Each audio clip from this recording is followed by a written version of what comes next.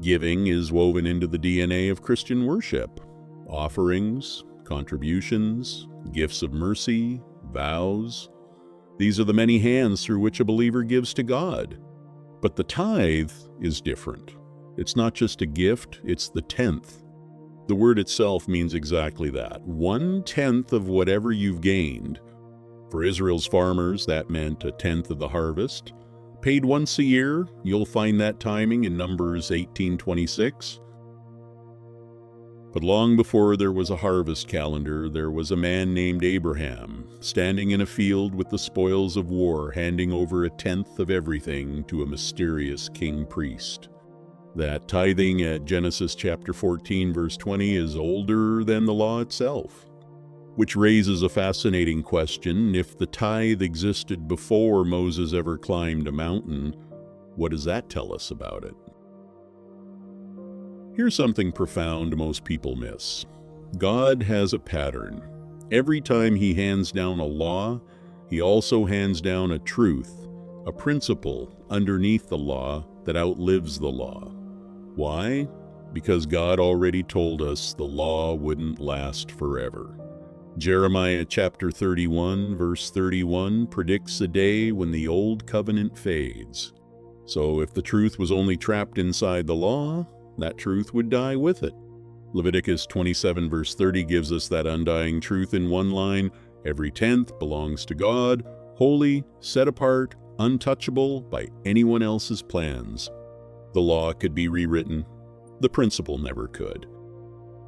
So who was actually supposed to receive this holy tenth? Go back to Abraham. He didn't hand his tithe to just anyone. He gave it to Melchizedek, a man who was both king and priest, anointed by God himself. That's the divine blueprint. The tithe belongs to a king priest. But when the law came to Israel, there was no anointed king yet, only priests. So the Israelites gave their tithe to the Levites alone. Functional? Yes. Complete? No.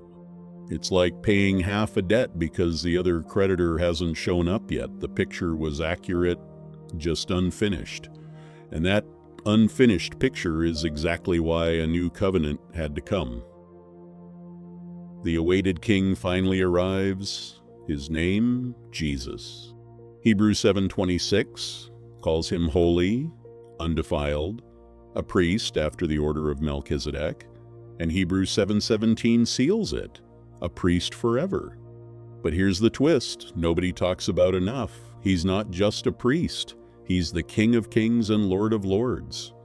Jesus is both priest and king, which means, according to the divine standard set in Leviticus 27-30, our tenth should go to him. But that raises a practical question. Jesus isn't standing at a temple altar today, so how does he actually receive it? Revelation 5:10 answers that.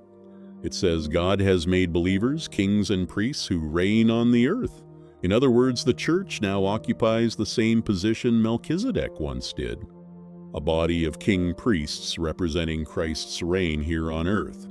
So when a tenth is given to the church, it isn't being given to a building, a pastor's title, or an organization.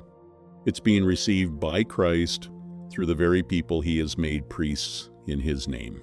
But that only answers who receives it, not what happens to it next. For that, let's go back to the original pattern in Numbers 18:21, where the tithe under Moses' law was given to the sons of Levi. Here's the detail worth noticing.